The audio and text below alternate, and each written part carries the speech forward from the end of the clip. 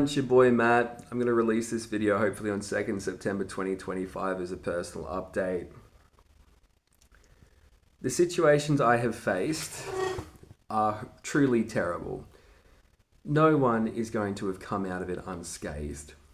And I'm going to go through the list of groups which have collectively worked to try and bring me into poverty.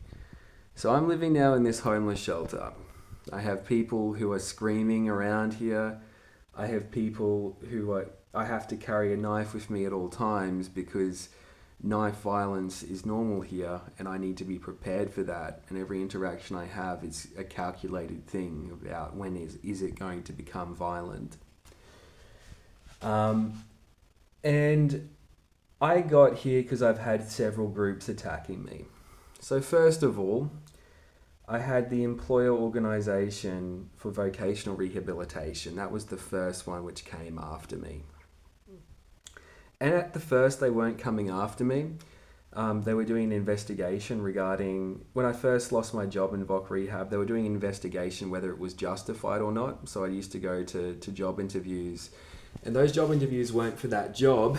They were job interviews regarding the incidences which took place in VOC Rehab, because it was suspicious how I was fired, put plainly.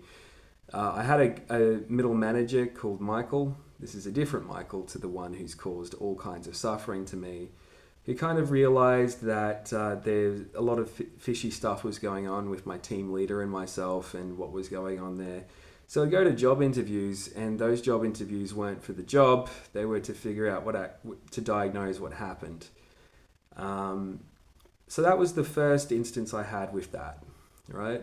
That was actually a bizarrely supportive instance where I had what are called employer organisations actually investigating what was going on and kind of looking out for me. And that was strange. But that happened, okay? Now, the next group of people I had going after me was the NGO community, and mainly Peter Henry, who was the manager for Marymead Catholic Care. So what happened there is that I had a woman, a colleague who stalked me after I realised that she was crazy and I didn't want to have romantic relationships with her. I was the only fucking male psychologist in Canberra under the age of 30, and because of this, I had to navigate a space which, as a guy who's spent most of their life being subdued and bullied, having a professional identity was useful for a while. And I had some worth, and I dealt with more female attention than I knew how to deal with, and at the same time I was a bit of a cunt, all things considered. And put plainly, Peter Henry didn't read the paperwork. He didn't know how to train a junior psych. Half the psychs in the organisation had been junior psychs, but none of them had been trained by him because he just didn't know how to do it. And his background is he was trained in the United States. He's very much a bureaucrat, and he excels within that bureaucratic role. He's actually not a bad therapist in his own right, but he isn't the kind of person who I'd send to anyone to train under. He's got his capabilities. I was outside of his capabilities. So then I have the NGO world not liking me. And he's very prolific in explaining to people how much he didn't like me, because I was very overt with how much I felt like he failed as a leader, which he did. But that's in the past. We can move on. We can do our own things now. Then what happens, I have Donald Macaskill, who I end up working for out of desperation.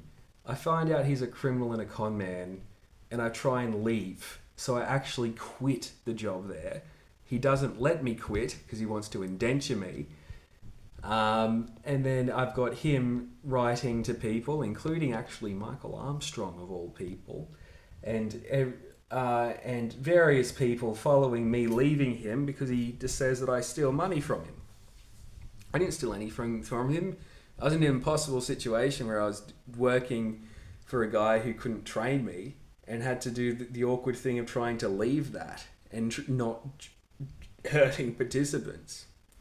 I then worked for an organisation called Get Scared Kids, Care Squared Kids, I describe in a video where I describe the Nash equilibrium and how these things work, as having completed as really just exploiting the NDIS system and stealing money from the system.